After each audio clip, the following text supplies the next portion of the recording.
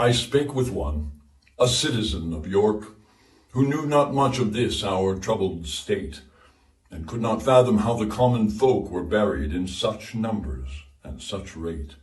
But lo, there are such graves in every land, and eke beneath this city's stony face, where lie the victims of the tyrant's hand, both old and new, of every creed and race.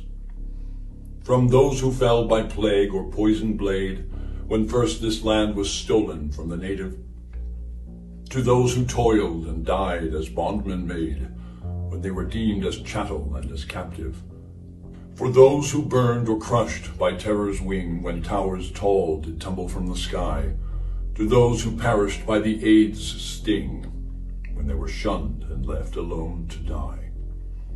All these and more unmarked and unremembered, for having been as outcasts in their life. And how do we respect these grounds so tender, and honor those who once were kin and wife?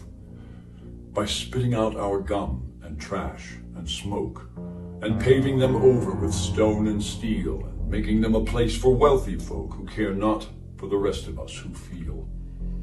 But you know this. Your rulers ever crave to see you locked or dead or in despair, and when they will, they'll send you to your grave, and think not of your cries or of your prayer.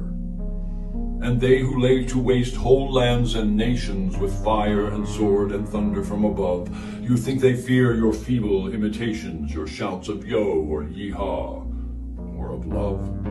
As people who are lulled by false delights, we only wake to fight for worthless things, like toys or shows or phones or fancy tights that make us drool like fools or mindless kings.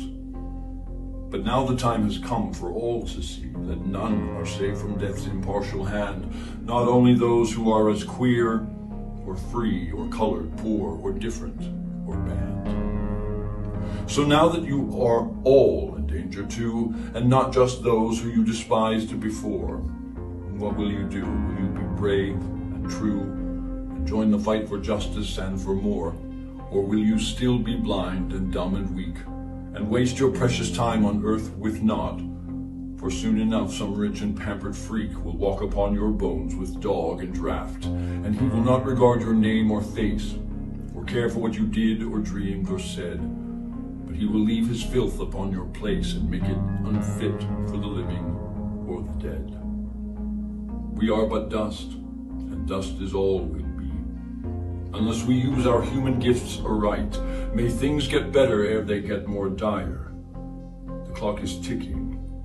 May we all live to see the light.